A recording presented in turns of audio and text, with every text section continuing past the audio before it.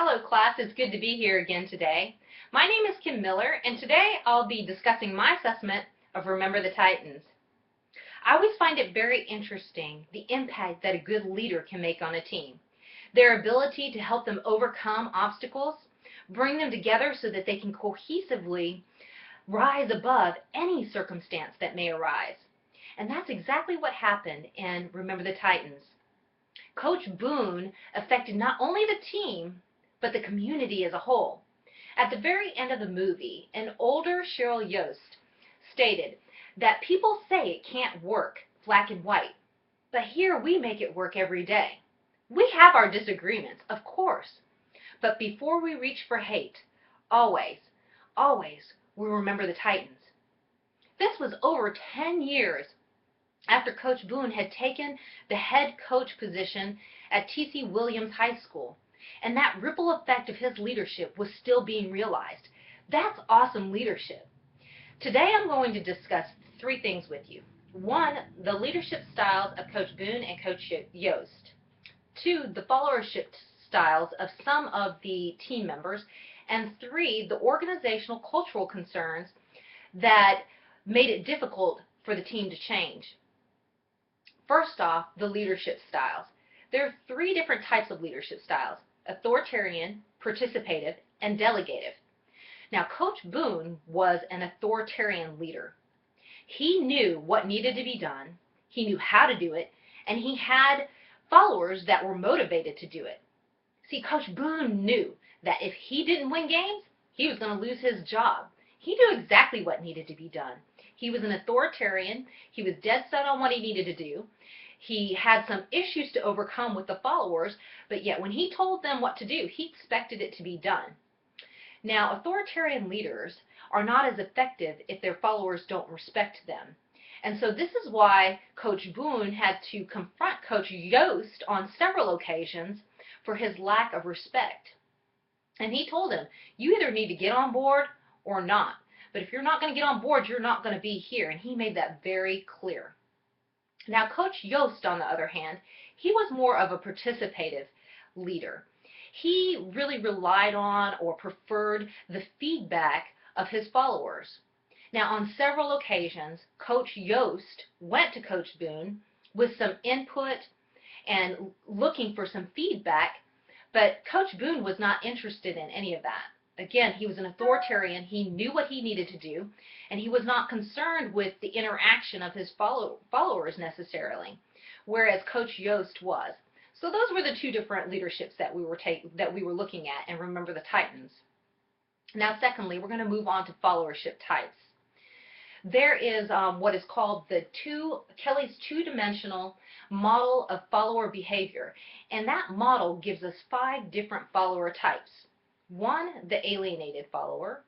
2, the sheep. 3, yes people. 4, the effective follower. And 5, the survivor follower. Now, these are just descriptors of different follower types, and they are based on circumstances, so they are not to be used to stereotype. There's no right or wrong, there's no good or bad when it comes to these follower types, and just wanted to make sure you understood that. Also, this model is developed and categorized dimensionally with two different types of behavior, one being the active engagement and the other being critical thinking. In the movie Remember the Titans, we would find all these different followerships if we took a close look. So I'm just going to go through and give a little example of each one of them for you. The alienated follower, I would say, could possibly be Ray. He did not participate much. He kind of sat back and did things half-heartedly and was very critical in his thinking. He actually ended up getting kicked off the team. The sheep followers, they pretty much go with the flow. And if you notice, there are a lot of team members that weren't even mentioned. You didn't know their names in the movie. They were just sheep followers. They were doing what they were told. They were going with the flow. Yes people, I would say, would be maybe Louis. He was just willing to do whatever anybody asked him to do. He was laid back. easy-go-lucky. He got up when the coach told him to get up. He spoke. He interacted with both the whites and the blacks. He was a very active participant and not very critical in his thinking, not very judgmental. So I'd say Louis was a yes people. As far as an effective follower, I would say Jerry was an effective follower, especially later in the movie. He was very active as a follower, and he had very critical thinking, and that he used that thinking, that critical thinking, to bring the team together.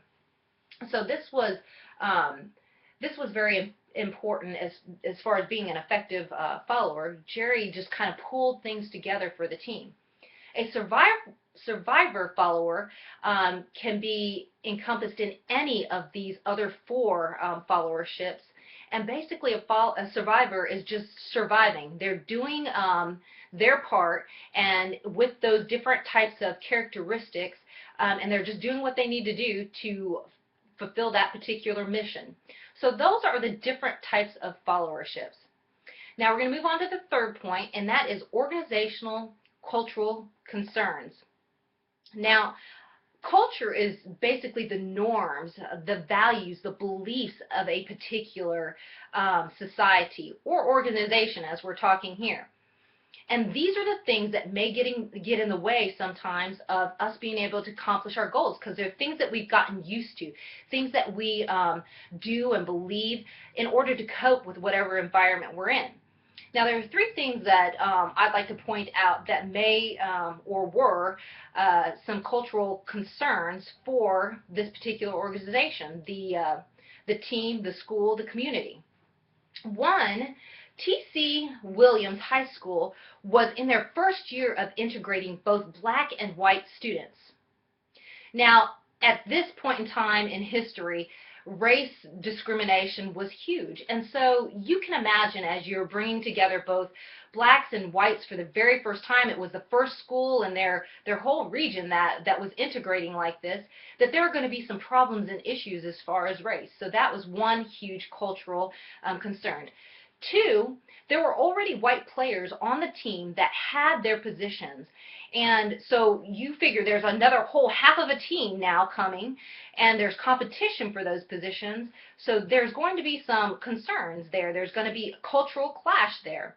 And then thirdly, the family members of the white team, more specifically, were key members in the community. So there was a lot of political stuff going on behind the scenes. I mean, the coaches, their jobs were on the line. So there was a lot of politics, a lot of deception and things like that going on behind the scenes as well.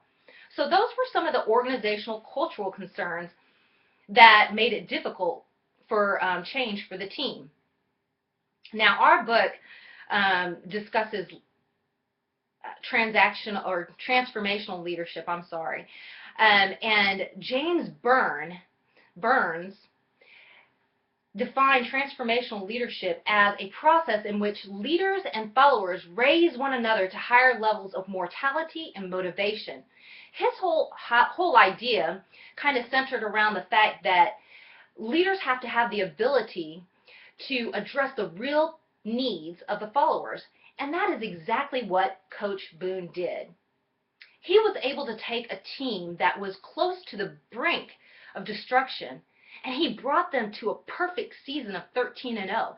He changed the fabric of a community forever, and that's awesome leadership. Today, I've discussed with you the leadership styles of both Coach Boone and Coach Yost. I've discussed with you the followership types of some of the team members, and also the organizational cultural concerns that made it difficult for the team to change. I really appreciate your time today, and I just hope that you have a blessed remainder of the term. Thank you.